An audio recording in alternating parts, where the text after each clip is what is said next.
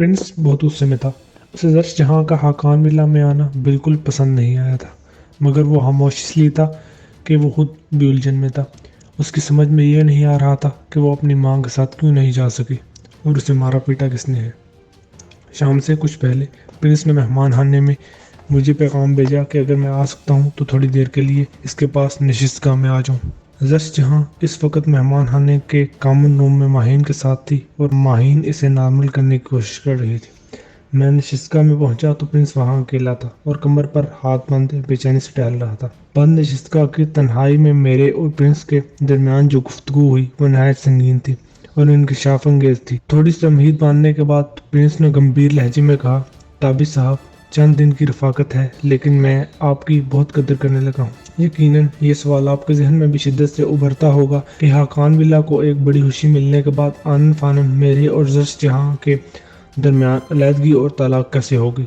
मैं जानता हूँ इसके पीछे जो हकीकत है वो ज़्यादा देर छुपी नहीं रहेगी, बल्कि मेरा अंदाज़ा है कि बहुत से लोग इस बात की तह तक पहुँच भी चुके होंगे, लिहाजा मैं भी इसे मज़ीद छुपाना ज़रूरी नहीं समझता। इसने चंद लम्हे तवक्कुफ करके ठहरे लहजे में कहा, हमारे रिश्ते के खात्मे की वजह जर्स की बदकिरदारी है। इसके बतन में जो बच्चा है वो मेरा नहीं। मुझे सब मालूम था लेकिन मौका पर मैंने हैरत जाहिर करना ज़रूरी समझा। प्रिंस ने गहरी सांस लेकर कहा, गुनाहगार तो वही होता है जो गुनाह करता है, लेकिन मैं समझता हूँ कि इसके पीछे जर्स की माँ का भी बहुत हाथ है। वो अपने अनाद और बूझ में हर हद तक जाने वाली औरत है। इसने एक अरसे से शाहज़मीना और उसकी वालिदा के लिए खुदा वैसे का बैर पाला हुआ था। हर सूरत इन्हें नीचा दिखाना चाहती थी। ये जो भी शर्मनाक सूरत हाल पैदा हुई इस औरत की रजील ख्वाहिश के सबब पैदा हुई। इसके बाद वर्दा खानम की जान भी इसी ख्वाहिश की भीड़ चढ़ी। प्रिंस ने जो कुछ बताया वो मुझे पहले ही से मालूम था। जो मालूम नहीं था वो ये था कि जर्स जहाँ का भेद आखिर किसने खोला। मेरे पूछने की नौबत नहीं आई, इसका जवाब प्रिंस ने खुद ही दे दिया और ये जवाब इतना हैरानकुन था कि मैं चंद सेकंड के लिए सकता ज़्यादा रह गया। प्रिंस की गुफ्तगू से इंकिशाफ हुआ। अपने गुनाह के बारे में जर्स जहाँ ने खुद प्रिंस को बता दिया। आंसुओं के सैलाब के दौरान मैं इससे मुतला कर दिया कि वो जिस बच्चे के लिए आसें उम्मीदें पाल रहा है, वो खुशी मना रहा है, वो बच्चा इसका नहीं है। ये था तो बहुत तकलीफ, हिम्मत और बेबाकी वाला एतराफ़, लेकिन जर्स किसी तौर पर ये कर गुजरी थी। इसके शोहर को ये नहीं बताया कि ये किसका बच्चा है। इस संगीन गुनाह के बारे में जानने के बाद प्रिंस के लिए ये मुमकिन ही ना रहा कि वो जर्स और उसकी माँ को चंद लम्हों के लिए भी अपने घर में बर्दाश्त कर सके। इसने निहायत गुस्से और गम के आलम में इन्हें निकल जाने का कहा। प्रिंस की गुफ्तगू दुख में और नहायत बोझिल कैफियत की हामिल थी। कुछ देर तक नशिस्तगाह में गंभीर खामोशी तारी रही। फिर प्रिंस ने कहा, मैं उस औरत को एक मिनट के लिए भी अपनी छत के नीचे बर्दाश्त नहीं कर सकता, लेकिन मैं इतना ज़रूर जानना चाहता हूँ कि ये यहाँ क्यों है। अपनी हराफा माँ के साथ बालाट क्यों नहीं पहुँची। मैंने ज़रा चौंक कर प्रिंस की तरफ देखा। आपका मतलब है कि जर्स की माँ बालाट पहुँच चुकी है? हाँ, प्रिंस ने पुरतयश अंदाज में कहा। वहाँ हमारे इन्फॉर्मर ने तस्दीक की है। वो नमक हराम हाजिर नानी भी इसके साथ है। शंगरे इनको पनाह देकर बड़ा महंगा सौदा कर रहा है। इसको कीमत अदा करना पड़ेगी। प्रिंस की बड़ी बड़ी आंखों में चिंगारियां सी उभरने लगी। मेरे दिल ने गवाही दी कि अनकरीब इन बर्फ पोश पहाड़ों पर कोई हंगामा होने वाला है। मैं मेहमान खाने में वापस पहुंचा तो माहीन जर्स से मसरूफ़ गुफ्तगू थी। माहीन में ये खूबी थी कि वह हर किसी के साथ इसके मिजाज और इसकी समझ बूझ के मुताबिक गुफ्तगू कर लेती। इन दोनों की इजाज़त से मैं भी इस गुफ्तगू में शरीक हो गया, लेकिन जब मैंने महसूस किया कि मेरी मौजूदगी से माहीन और जर्स की बाहमी केमिस्ट्री मुतासिर हुई है तो मैं उठ खड़ा हुआ। माहीन अच्छी कारकर्दगी दिखा रही थी। रात 8 बजे के करीब माहीन ने जर्स को थोड़ा सा खाना खिलाने के बाद सुकून बख्श दवा दी और वह सो गई तो माहीन मेरे कमरे में आई। इसका चेहरा बता रहा था इसके पास अहम न्यूज़ है। इसने इंकिशाफ करते हुए कहा, अंकल ताबिश, ये स्टोरी तो ड्रामाई होती जा रही है। हमारा ये अंदाज़ा दुरुस्त निकला है कि जर्स जानबूझकर अपने वालिदा के साथ बालाट नहीं की। दरअसल अंदराना अपनी हवासत में इतना आगे बढ़ गई थी कि माँ बेटी के रिश्ते को पस से पुश डाल दिया। तलाक के बाद अंदराना का रवैया अपनी बेटी से बहुत बुरा हो चुका है। वो उसे मारने पीटने से भी नहीं चूकती। पहले खुद ही इसको गलत राह पर लगाया और अब दिन रात इसे कोसती है। मैंने गहरी सांस लेते हुए कहा, माहीन, इसके पीछे एक वजह है। शायद जर्स ने वो तुम्हें नहीं बताई। जाहिर है कि बता भी नहीं सकती। माहीन सवालिया नज़रों से मेरी तरफ देखने लगी। मैंने इस पर इंकशाफ किया कि गलत रवि और गुनाह के बारे में پرنس کو آگاہ کرنے والی زرش جہاں خود ہی تھی۔ ماہین کے لیے یہ ایک زبردست بریکنگ نیوز ثابت ہوئی اور اب بیٹی کے ساتھ اندرانہ بیگم کے درست رویے کی وجہ ماہین کے سمجھ میں آنے لگی۔ بیٹی نے اپنے اندرونی حلفشار سے مجبور ہو کر ماں کا بنا بنایا کھیل تباہ کر کے رکھ دیا اور طلاق لے کر عرش سے فرش پر آن بیٹھی تھی۔ میں نے ماہین سے پوچھا، اندرانہ بیگم نے حاجی رانی کے ذریعے وردہ خانم اور شاہ زمینہ کو جو زہر دیا اس کے متعلق زرش نے کچھ بتایا؟ نہیں انکل، اس سلسلے میں تو وہ میری توقع کے مطابق بالکل خاموش رہی ہے۔ ہاں، اس نے اتنا ضرور کہا ہے کہ وہ اپنی والدہ کی منمانیوں سے عاجز آ چکی ہے۔ اب اس کی والدہ اسے اپنے ساتھ شنگر ہانہ کے ولا میں لے جانا چاہتی۔ وہ جانتی ہے کہ شنگر ہانہ اور اس کی سنگی ساتھی اچھے لوگ نہیں ہیں۔ وہاں ہر مہینے 2 مہینے بعد کوئی میلہ ہوتا ہے جس میں شراب پی جاتی ہے، رنگ رلیاں منائی جاتی ہیں۔ زرش کو وہاں جانے سے خوف آ رہا تھا اور اندرانہ اس کو ہر صورت وہیں لے کے جانا چاہ رہی تھی۔ این موقع پر زرش کو تہہ خانے سے نکلنے اور قریبی جھاڑیوں میں چھپنے کا چانس مل گیا۔ اس کی والدہ کے پاس اتنی مہلت نہیں تھی کہ تادیر زرش کو تلاش کر سکے۔ اسے اطلاع مل چکی تھی کہ نوروز پکڑا گیا ہے اور حقان ولا میں اس کی چمڑی ادھیڑی جا رہی ہے۔ وہ یہ بھی جانتی تھی کہ کسی وقت پرنس اور اس کے گارڈز وہاں پہنچ جائیں گے، لہٰذا بحالت شدید مجبوری وہ ملازمہ حاجن کو لے کر وہاں سے نکل گئی۔ ماہین عجیب نظروں سے میری طرف دیکھنے لگی، ذرا جھجک کر بولی، انکل تابش آپ فواد کو دیکھتے رہے ہیں اور بتاتے رہے ہیں کہ وہ زرش کی محبت میں شاید بری طرح گرفتار ہو چکا ہے۔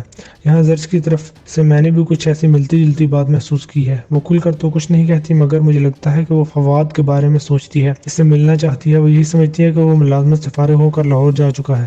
جب میں نے اسے بتایا کہ ہم بھی لاہور سے ہیں تو وہ بار بار مجھ سے لاہور کے بارے میں پوچھنے لگی کہ وہ کتنی دور ہے، وہاں کیسے جایا جا سکتا ہے، وغیرہ وغیرہ۔ مجھے محسوس ہوا ہے کہ اس کے اندر اس حوالے سے کچھ شدید چل رہا ہے۔ یہ ساری صورتحال حیران کن اور سبق آموز تھی۔ ایک اناپرست عورت نے کسی کو نیچا دکھانے کے لیے ایک سازش بنی اور خود اس کی خوبصورت بیٹی اس سازش کے تانے بانے میں پھنس گئی۔ وہ نہ صرف عالیشان حقان ولا سے محروم ہوئی بلکہ وہ ایک عام سے اسکول وین ڈرائیور کے پیچھے اس کے شہر لاہور میں جانا چاہتی تھی۔ وہ اب جسم کو اور جسم میں پلنے والے اس بچے کو اس شخص سے منسوب سمجھنے لگی تھی۔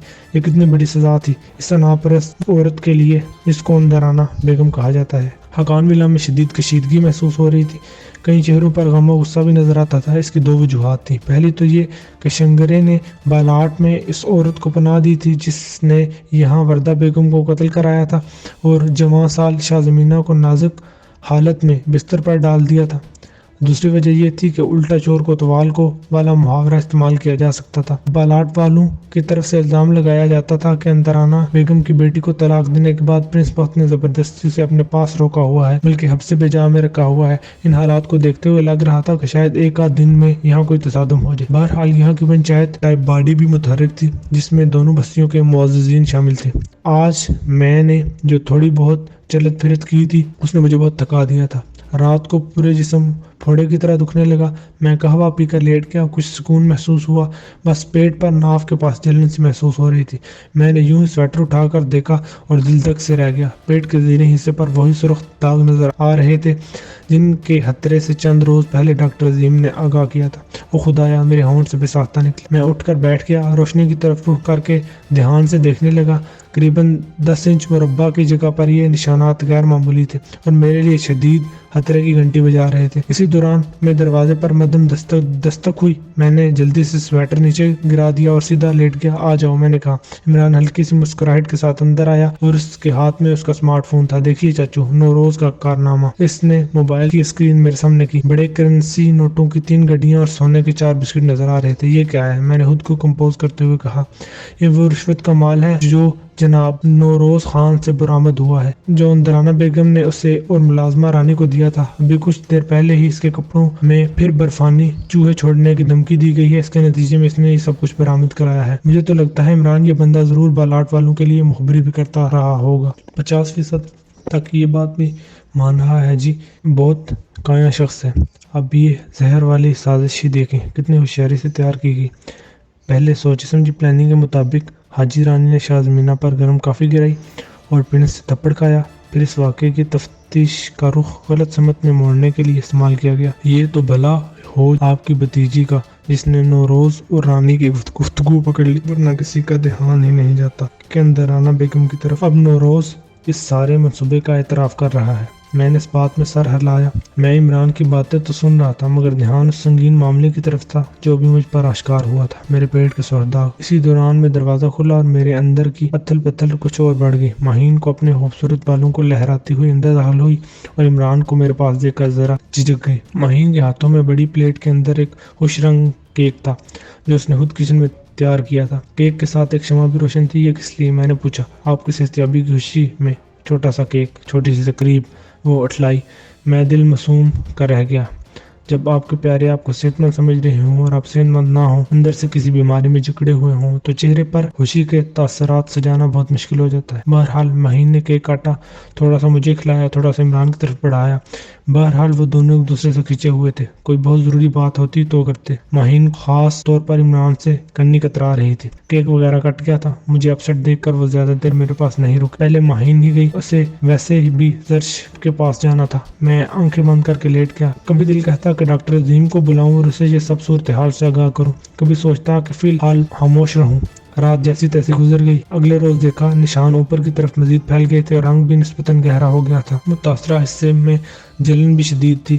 میں اٹھ کر کمرے کے اندر ہی ٹہلتا رہا، پھر ایک شال لپیٹ کر باہر آ گیا۔ سردی گرمی مجھ پر زیادہ اثر نہیں کرتی تھی، مگر چونکہ آج کل بیماری کے زیر اثر تھا، اس کے لیے احتیاط کر رہا تھا۔ دسمبر کی آخری تاریخوں کا سورج دھند کی چادر کے اندر جھلک دکھانے کی ناکام کوشش کر رہا تھا۔ لان کی دوسری جانب ایک براندے میں غنچہ کی جھلک نظر آئی۔ وہ لان کی طرف ہی آ رہی تھی، مگر مجھے دیکھ کر اس نے ایک دم رخ بدلا اور غڑاب سے ایک راہداری میں اوجھل ہو گئی۔ باتھ روم سے نکل کر بھاگنے والے واقعے کے بعد اس نے اپنی شکل نہیں دکھائی تھی۔ عمران کی حکمت عملی نے غنچہ پر سے طوفانی محبت کا بخار اتارنے میں اہم کردار ادا کیا تھا۔ میں براندے میں رکھی ایک آرام کرسی پر بیٹھ گیا۔ صبح کی ان اولین گھڑیوں میں خاقان ولا میں خاموشی محسوس ہوئی تھی، مگر یہ خاموشی کسی بڑی ہلچل کا پیشامہ بھی ہو سکتی تھی۔ دفعتاً میری نگاہ مہمان خانے کے ٹیرس کی طرف اٹھ گئی۔ وہاں کمرے کے سامنے کوئی بیٹھا ہوا تھا۔ اس نے ہلکا گلابی لباس پہن رکھا تھا اور اداسی بھرے انداز میں اپنا سر ستون کے ساتھ لسکایا ہوا تھا۔ یہ کوئی اور نہیں، زرش جہاں ہی تھی۔ وہ ایسے زاویے سے بیٹھی تھی کہ مجھے نہیں دیکھ سکتی تھی۔ اس کے لمبے ریشمی بال کرسی سے نیچے لٹک کر فرش کو چھوتے محسوس ہو رہے تھے۔ وہ کسی پینٹنگ کی طرح نظر آئی۔ شاید ماہین نے ٹھیک کہا تھا، جو آگ فواد کے سینے میں بھڑک رہی ہے، اس کی بہت سی چنگاریاں اڑ کر زرش کے سینے میں بھی پہنچ چکی ہیں۔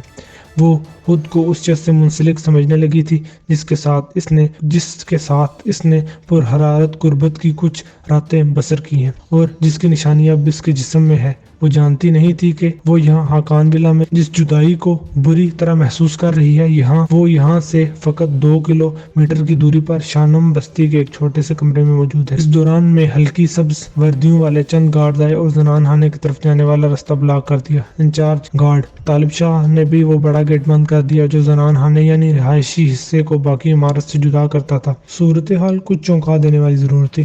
اس دوران میں مجھے ماہین زنان خانے کی طرف سے آتی دکھائی دی۔ وہ ہر صبح سب سے پہلا کام یہی کرتی تھی کہ شاہ زمینہ کی عیادت کو جاتی۔ شاہ زمینہ کی حالت زہر خورانی کے بعد ابھی تک سنبھلنے میں نہیں آ رہی تھی۔ وہ زیادہ تر نیم بے ہوشی کی کیفیت میں رہتی۔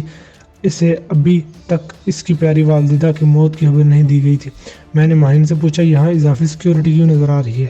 وہ کرسی گھسیٹ کر میرے قریب لے آئی۔ انکل ولا میں یہ خبر گردش کر رہی ہے کہ اندرانہ کی حباست کا سلسلہ رکنے میں نہیں آ رہا۔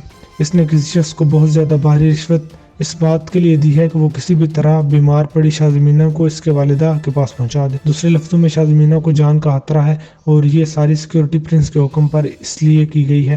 زنان خانے میں موجود تمام انٹریسز کو بند کر دیا گیا ہے اور کچھ اور اقدامات بھی کیے گئے ہیں۔ اس خطرے کا کوئی ٹھوس ثبوت بھی ہے؟ میں نے پوچھا۔ کہا یہی جا رہا ہے کہ یہ اطلاع بڑے باوثوق ذرائع سے ملی ہے، مگر شاہ زمینہ پر یہ حملہ کیسے اور کس کے ذریعے ہوگا یہ بھی واضح نہیں ہے۔ لگتا یہی تھا کہ اندرانہ کے پاس نقدی اور سونے کی شکل میں کافی سرمایہ موجود ہے۔ وہ اس کے بل بوتے پر اپنے ناپاک ارادوں کی تکمیل چاہ رہی ہے۔ حاجن رانی اور نوروز خان کو بھی اس طرح کی دولت کی چمک سے اندھا کیا گیا تھا۔ نوروز کے پاس سونے کے 4 بسکٹ ملے تھے۔ میرے اندازے کے مطابق ہر بسکٹ کا وزن 100 گرام تھا اور اس کی ٹوٹل قیمت لگ بھگ 16 لاکھ تھی۔ وہ اتنا بڑا تناؤ بھرا دن تھا۔ ایک تو میرے پیٹ پر نمودار ہونے والے سرخ نشان تھے جس کے متعلق میں نے ابھی تک کسی کو نہیں بتایا تھا۔ دوسری وجہ وہ ٹینشن تھی جو ہر پل پرنس بخت اور شنگرے خانان کے درمیان بڑھ رہی تھی۔ وہی کچھ ہو رہا تھا جس کا اندیشہ کیا جا رہا تھا۔ پرنس کا کہنا تھا کہ اندرانہ اور ملازمہ رانی ان کے مجرم ہیں، انہیں فوراً ان کے حوالے کیا جائے۔ دوسری طرف سے شنگرے خان کہہ رہا تھا کہ اندرانہ بیگم کی بیٹی کو زبردستی حقان ولا میں رکھا گیا ہے، اسے چھوڑ دیا جائے۔ پرنس نے مجھ سے جس کام کا کہا تھا وہ ماہین نے کر دیا تھا، یعنی ہمیں معلوم ہو چکا تھا کہ زرش جہاں اپنی ماں کے ساتھ بلاٹ کیوں نہیں کی اور اس کی ماں کا سلوک اس کے ساتھ کیا رخ اختیار کر چکا ہے۔ دوپہر کو میں نے نشستگاہ میں جا کر پرنس کو یہ ساری بات بتائی۔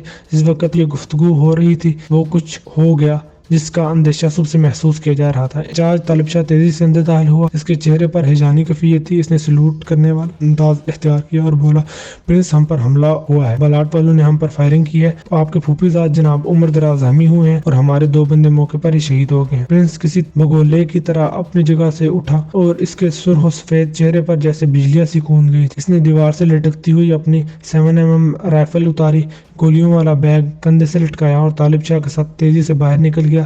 مجھے پرنس کے چچا سلیمان صاحب کی آواز سنائی دی۔ غالباً وہ پرنس کو تحمل اور ہوش مندی کا مشورہ دے رہے تھے۔ میں بھی نشستگاہ سے نکل آیا۔ حقان ولا کی کھڑکیوں میں خواتین خانہ کی ہراساں چہرے نظر آ رہے تھے۔ کچھ دیر بعد میں اور عمران دیکھ رہے تھے کہ مسلح گارڈ سے کھچا کھچ بری تقریباً 6 جیپیں مین گیٹ سے نکل رہی ہیں۔ کچھ مزید گاڑیاں بھی حرکت میں آ رہی تھیں۔ دور شمال مشرق کی طرف سے بلندی پر فائرنگ کی مدم مدم آوازیں بھی سنائی دے رہی تھی۔ یہ 2 بستیوں میں نہیں بلکہ 2 قبیلوں میں دو بدو لڑائی کا ماحول بن گیا تھا۔ بلند پہاڑوں میں گری ہوئی برف پوش بلندیوں پر سارا دن فائرنگ کی آوازیں گونجتی رہیں۔ دونوں طرف سے کئی طرح کے چھوٹے چھوٹے ہتھیار استعمال کیے جا رہے تھے۔ شام کو عمران نے مجھے خبر دی، پرنس کا زخمی ہونے والا پھوپھی زاد جاں بر نہیں ہو سکا، معاملہ اور سنگین ہو گیا ہے۔ ایک لاش اور 2-3 زخمی بھی اوپر سے لائے گئے۔ دونوں طرف گن مینوں نے آمنے سامنے پوزیشن لے رکھی ہے۔ پرنس کہا ہے وہ بھی لڑائی والی جگہ پر ہی ہے، میں اس سے مل کر آیا ہوں۔ بلاٹ والے بلندی پر ہیں اس لیے ان کا پلہ کچھ بھاری نظر آ رہا ہے۔ میرے اندازے کے مطابق ان کے کم از کم 150 بندے میدان میں ہیں اور پرنس کی نفری یہ بھی 100 سے اوپر ہی ہوں گے۔ انہوں نے بڑی دلیری سے وہ راستہ روکا ہوا ہے جو شنگرے اور اس کے ساتھیوں کو ظہیرے کی طرف لا سکتا ہے۔ شاید بلاٹ والے اس حلے میں متنازع پہاڑی پر بھی قبضہ کرنا چاہتے ہیں۔ بہرحال ایک بات میری سمجھ میں نہیں آ رہی چاچو کہ یہاں قانون کی عملداری نہیں ہے۔ عملداری تو ضرور ہوگی لیکن تم نے دیکھ رہے ہو کہ اس موسم میں یہ علاقہ ارد گرد سے بالکل کٹ کر رہ گیا ہے۔ اب کیا قانون اور کیسی عملداری؟ اب تو ان لوگوں کو خود ہی فیصلہ کرنا ہے۔ اور وہ جرگہ پنچایت وغیرہ ہو سکتا ہے وہ لڑائی روکنے کی کوشش کر رہے ہوں۔ اچانک لڑائی والے مقام کی طرف سے ایک زوردار آواز آئی، یہ کیا ہے؟ عمران نے پوچھا، دستی بم وغیرہ تو نہیں؟ نہیں، میرے خیال میں یہ راکٹ لانچر تھا۔ اوہ، عمران نے ہونٹ سکیڑے، یہ اڑتی اڑتی سی خبر میں نے بھی سنی تھی کہ بلاٹ والوں کے پاس درمیانے سائز کے کچھ راکٹ لانچر بھی ہیں۔ اسی دوران میں حقان ولا کے رہائشی حصے کی طرف سے خواتین کی رونے دھونے کی آواز سنائی دینے لگی۔ میرا خیال ہے کہ پرنس کے کزن کی موت اب ان تک پہنچی ہے۔ یہ آوازیں سن کر ماہین بھی چلے گئی۔ وہ صورتحال جاننے کے لیے رہائشی حصے کی طرف بڑھی تو وہاں موجود مستعد گارڈ نے بڑے ادب کے ساتھ اسے روک دیا۔ انہوں نے ماہین کو بتایا کہ پرنس کی طرف سے سخت ہدایات ہیں، خصوصی اجازت کے بغیر کوئی اندر نہیں جا سکتا اور نہ ہی باہر آ سکتا ہے۔ یہ سب کچھ خفیہ انفارمیشن کی وجہ سے تھا جو پرنس کو ملی تھی اور جس میں بتایا گیا تھا کہ اندرانہ کسی کو بھاری رشوت دے کر شاہ زمینہ کو مروانا چاہتی ہے۔ البتہ ابھی تک اس سازش کا کوئی مہرہ سامنے نہیں آیا۔ رات کو میرے پیٹ کے سرخ نشانات کی جلن بہت بڑھ گئی تھی۔ میں نے سوچا اب ڈاکٹر عظیم کو بتا دینا چاہیے کہ یہ معاملہ پیش آ چکا ہے۔ میں نے ایک ملازم کو بھیجا کہ ڈاکٹر کو بلا لے۔ اس نے چند منٹ بعد واپس آ کر بتایا کہ جناب ڈاکٹر صاحب تو لڑائی والی جگہ پر ہیں، وہاں ایک اور گارڈ شہید ہوا ہے، 2-3 زخمی بھی ہیں، وہ ان کی دیکھ بھال کر رہے ہیں۔ اپنی اس تکلیف کے بارے میں عمران اور ماہین کو بھی نہیں بتانا چاہ رہا تھا۔ انہیں بتانے سے اس کے سوا حاصل بھی کیا تھا کہ وہ تشویش میں مبتلا ہو جاتے۔ اگلے روز بھی سارا دن لڑائی جاری رہی۔ شام تک 4 لاشیں مزید حقان ولا میں پہنچ گئی، تاہم کل شام کے بعد کسی راکٹ لانچر کا دھماکہ نہیں سنا۔ زیادہ تر آٹومیٹک اور سیمی آٹومیٹک رائفلیں استعمال ہو رہی تھیں۔ وقفے وقفے سے کلیشنکوفوں کے مہلک قہقہے بھی سنائی دے رہے تھے۔ شام کو ماہین نے مجھے آ کر بتایا کہ زرش نے موجودہ حالات کی بہت سٹریس لے رکھی ہے، حالانکہ وہ جس حالت میں ہے اسے زیادہ سٹریس نہیں لینی چاہیے۔ کیا کہہ رہی ہے؟ میں نے پوچھا۔ روتی جاتی ہے، کہہ رہی تھی کہ اگر یہ لڑائی میرے بلاٹ جانے سے رک سکتی ہے تو میں جانے کے لیے تیار ہوں۔ میں نے اسے سمجھایا کہ وہ ایسی مایوسی کی باتیں مت کرے، اسے زندہ رہنا ہے، اپنے ہونے والے بچے کے لیے زندہ رہنا ہے، اور ویسے بھی وہ اکیلی اس لڑائی کی وجہ نہیں، اور بھی کئی وجوہات ہیں۔ میری اس بات سے وہ کچھ نارمل تو ہوئی مگر پھر اس طرح کی باتیں کرنے لگی، بالکل بے سروپا۔ مثلاً کیا؟ بار بار کہنے لگی میں لاہور جا کر بھی کیا کروں، انہوں نے اسے بھی نہیں چھوڑا ہوگا۔ میں نے پوچھا کس کو مار دیا ہوگا، اس کا جواب نہیں دیا، اور وہ مجھے جھٹکیاں دینے لگی کہ میں کیوں ہر بات کے پیچھے پڑی رہتی ہوں، بال کی کھال اتارتی ہوں۔ اس کی باتوں سے کیا اندازہ ہوتا ہے تمہیں؟ یوں لگتا ہے انکل کہ وہ فواد سے ملنا چاہ رہی ہے، کم از کم ایک بار تو ضرور ملنا چاہتی ہے، اور اسے یہ ڈر بھی ہے کہ اس کی ماں نے اسے مروا ہی نہ دیا ہو۔